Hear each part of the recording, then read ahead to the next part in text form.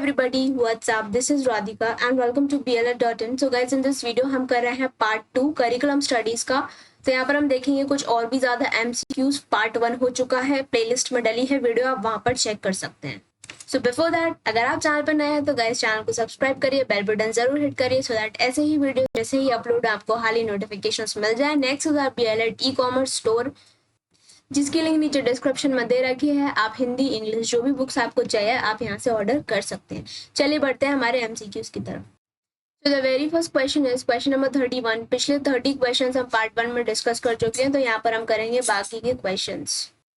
Summative evaluation takes place. देखिए guys, evaluation दो तरीके के होते हैं, फॉर्मेटिव और समेटिव। तो फॉर्मेटिव क्या होता है, वो थ्रू आउट करिकुलम चलता है, जितने टाइम तक आपका पूरा एक सेशन चलता है, थ्रू आउट सेशन आपका जो भी डेवलपमेंट होता है, आप जो भी चीजें सीखते हैं उसको हम फॉर्मेटिव एवैल्यूएशन कहते हैं, जो थ्रू आउट चलती हैं चीजें। अब समेटिव क्या होता है, एट द एंड जब सारी चीजों को सीखने के बाद एक जब हमारा टेस्ट होता है तब हम देखते हैं कि हमने थ्रू आउट क्या चीजें सीखी। ठीक है, कोई भी टॉपिक ले रहे हैं तो उस समय जब हम पढ़ रहे हैं तो हमारा फॉर्मेटिव चल रहा है, और समेटिव कब आएगा, जब उस टॉपिक से हमारा टेस्ट लिया जाएगा और हमें कितना उसमें समझ में आया। ठीक है, तो समेटिव एवैल्यूएशन क्या होता है, सबसे एंड में होता है। नेक्स्ट क्या है कि जो करिकुलम है उसको उसका प्लानिंग और उसका इम्प्लीमेंटेशन स्कूल किसके सिलेक्शन से करता है, तो कल्चर जो बेसिक एक टूल है उससे सिलेक्शन करता है, प्लानिंग और इम्प्लीमेंटेशन करता है अपने करिकुलम में। ठीक है, बेसिक कंपोनेंट्स कितने हैं करिकुलम के, तो 4 होते हैं। तो इसमें टोटल 4 कंपोनेंट्स होते हैं, जो कि होते हैं पहला कि उसका एम क्या है, गोल क्या है और हमारे बेसिक ऑब्जेक्टिव्स क्या है। ठीक है, तो इस पर हम बात करते हैं। नेक्स्ट हमारा आता है कि हमारा सब्जेक्ट मैटर क्या है और कंटेंट क्या है करिकुलम में, ये बेसिक चीज हो गई। फिर ये हमारा उससे रिलेटेड लर्निंग एक्सपीरियंस क्या है जो एक लर्नर है उसका, और फिर आखिरी में हम जब करते हैं उसका इवैल्यूएशन। तो ये हो गए 4 बेसिक जो कंपोनेंट्स होते हैं करिकुलम के। नेक्स्ट है curriculum development, refers to the total process of the curriculum. अब जो करिकुलम डेवलपमेंट है उसका टोटल मतलब क्या है, जहाँ पे करिकुलम का डेवलपमेंट हो रहा है इसका मतलब होता है कि करिकुलम का हम इम्प्लीमेंट कर रहे हैं, उसका हम एवेल्युएशन कर रहे हैं और उसकी हम डिजाइनिंग भी कर रहे हैं। तो ये होल सोल मतलब होता है करिकुलम डेवलपमेंट का। Next is which one is not the component of the curriculum. तो इसमें से कौन सा कॉम्पोनेंट बेसिक यहाँ पर जो नहीं है, तो कॉम्पोनेंट में क्या है, ये करिकुलम डेवलपमेंट में आती है उसकी डिजाइनिंग वगैरह करना। लेकिन जो हमने अभी कंपोनेंट्स देखे उसमें क्या आता है, कंटेंट आता है, करिकुलम का ऑब्जेक्टिव आता है और उसका इवैल्यूएशन आता है। ठीक है, ये मेन चीजें आती हैं यहाँ पर। फिर से कंपोनेंट्स रिपीट करते हैं, तो एम्स, उसके गोल्स क्या है, उसके ऑब्जेक्टिव्स क्या है, फिर उसका यहाँ पर हम उस पर एम्फेसाइज करते हैं सब्जेक्ट मैटर और कंटेंट पे, फिर हमारा होता है लर्निंग एक्सपीरियंस, और आखिरी में क्या होता है कि बच्चे ने कितना सीखा उसका एक टेस्ट, जिसे हम कहते हैं evaluation. Next is effectiveness of curriculum is determined by. तो जो करिकुलम है, जो करिकुलम का गाइस टोटल 1 मिनट मतलब हम यहाँ पर समझते हैं। करिकुलम का एक पूरा मतलब है कि एक सेटअप बनाना। ठीक है, अब सेटअप किस चीज का है, किसी भी स्टूडेंट के लिए यहाँ पर एक सेटअप बिल्ड करना कि जितने भी यहाँ पर स्टूडेंट्स हैं उनका कैसी को curricular activities indoor outdoor practical experiment playing activity, सारी चीजें किस तरीके से करी जाएंगी, सारा कैसे मैनेजमेंट किया जाएगा, किस तरीके से बच्चों को सिखाया जाएगा, बुक्स से रिलेटेड, उनकी मॉरल वैल्यूज से रिलेटेड, उनके बिहेवियर से रिलेटेड और उनके पूरे इवैल्यूएशन तक, सारी चीजों में क्या ये सारी चीजें किसमें इंक्लूड होती हैं, करिकुलम के अंदर इंक्लूड होती हैं, जिसमें हम एक होल सोल डेवलपमेंट की बात करते हैं कि इंडिविजुअल की उसने कितना यहाँ पर लर्न किया। तो इफेक्टिवनेस करिकुलम की कब पता चलेगी, जब हम बच्चे का एवेल्युएशन करेंगे, उसका टेस्ट लेंगे, तभी हमें पता चलेगा कि उसने इस जो करिकुलम सेटअप में उसने कितना कुछ सीखा है। ठीक है, next is the arrangement of the elements of curriculum can be as. तो जो करिकुलम का है उसका जब हम अरेंजमेंट करते हैं तो यहाँ पर हम उसको क्या कहते हैं, करिकुलम डिजाइनिंग बोली जाती है। The model of behavioural objectives of curriculum evaluation was presented by. तो जो बिहेवियरल ऑब्जेक्टिव्स करिकुलम एवेल्यूएशन का है वो किसने दिया था, वो दिया था टाइलर ने। तो ये इंपॉर्टेंट क्वेश्चन है, इनको आप आराम से लिखिए या फिर बार बार इसको पढ़िएगा। The methods used to evaluate the curriculum is. तो जो बेस्ट मेथड है यहाँ पर इवैल्यूएशन का करिकुलम के लिए वो होता है समेटिव, डायग्नोस्टिक और फॉर्मेटिव। तीनों ही इवैल्यूएशन यहाँ पर क्या होते हैं, इवैल्यूएशन के लिए होते हैं करिकुलम के, ये तीनों ही मेथड्स। नेक्स्ट है when, what, why and how to teach is the main task of educational psychology. Education psychology में बेसिकली हम क्या चीज़ें पढ़ते हैं कि कोई भी जो इंसिडेंस है या कोई भी चीज़ है वो कब हो रही है, कैसे हो रही है, क्यों हो रही है और इसका क्या समाधान है, क्या चीज़ों से ये रिलेटेबल है, ठीक है। तो ये सारी चीज़ें हम एजुकेशन साइकोलॉजी में पढ़ते हैं।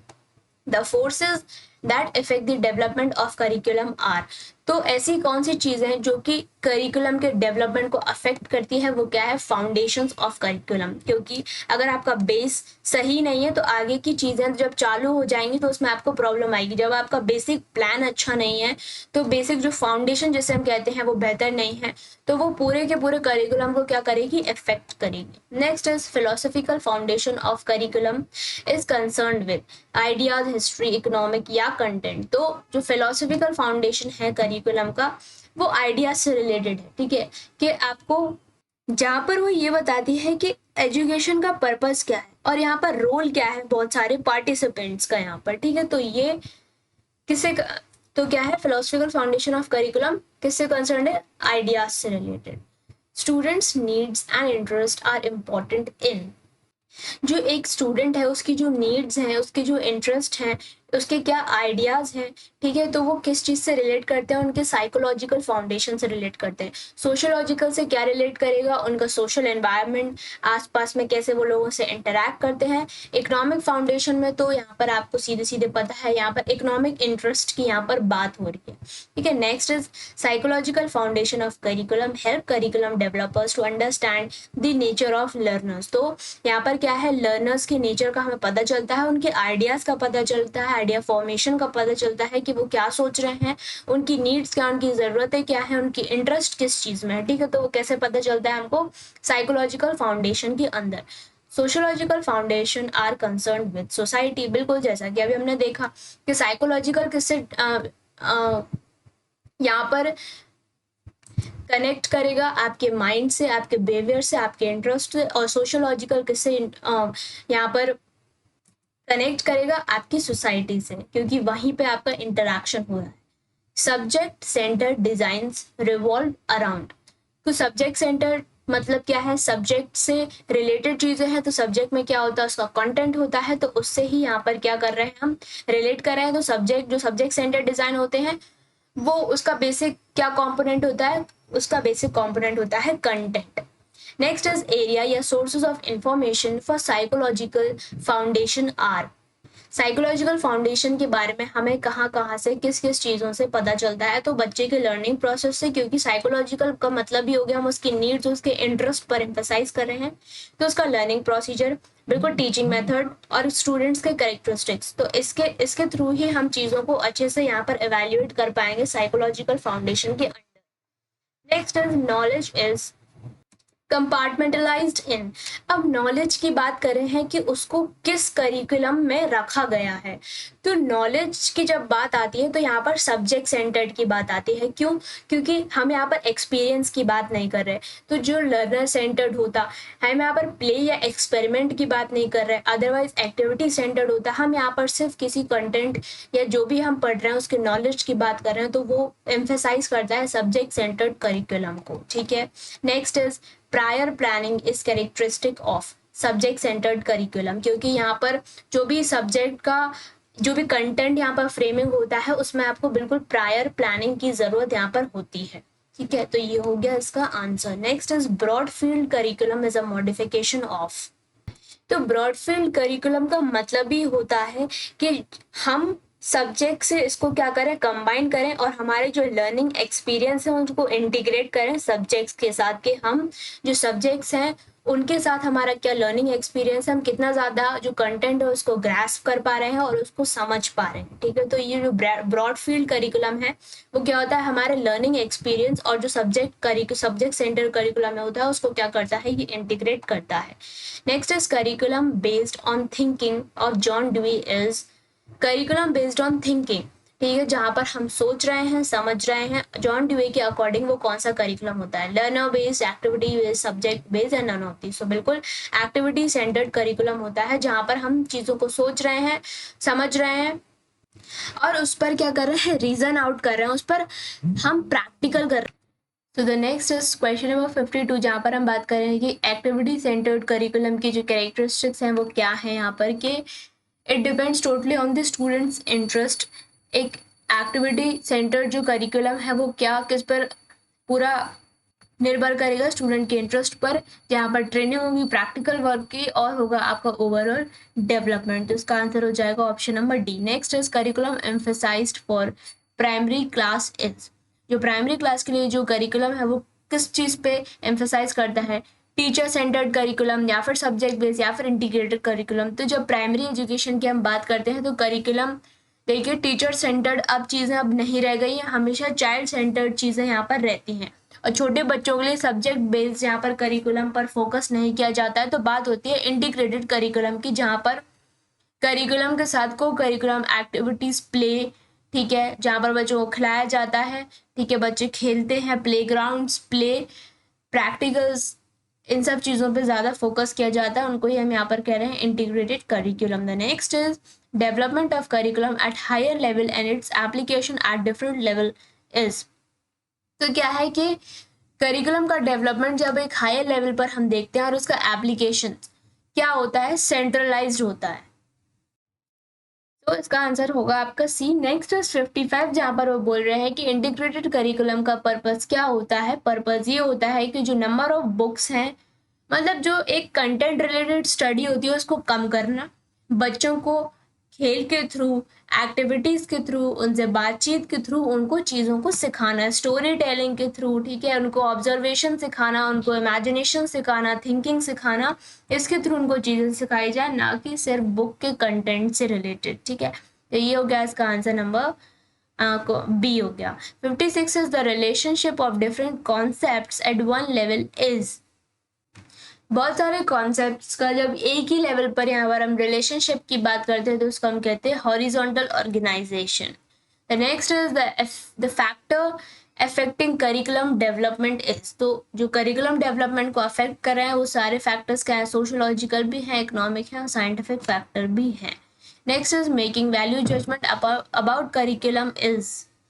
करिकुलम के ऊपर जजमेंट बनाना कि एटलीस्ट जो करिकुलम में हमने चीज़ों को देखा, सीखा, क्या सीखा, तो उस वो हम कैसे जज करते हैं यहाँ पर करिकुलम एवेल्यूएशन के थ्रू, बच्चों का एवेल्यूएशन करके, उनसे ये जान के कि उनको अगर हमने कोई टॉपिक पढ़ाया तो उनको कितना समझ में आया, उसका एवेल्यूएट करके टेस्ट लेके, ठीक है।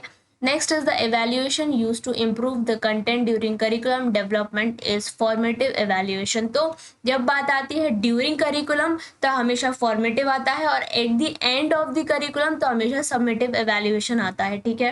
जो थ्रू आउट करिकुलम चलता है, चलता ही रहता है, साथ में उसको हम फॉर्मेटिव कहते हैं। जब आखिरी में हम बिल्कुल एक पूरा टेस्ट लेते हैं तो उसको हम क्या कहते हैं, समेटिव एवेल्यूएशन कहते हैं। Next is evaluation which is used to improve the content after curriculum development is। यहाँ पर देखिए दोनों की बात आ गई।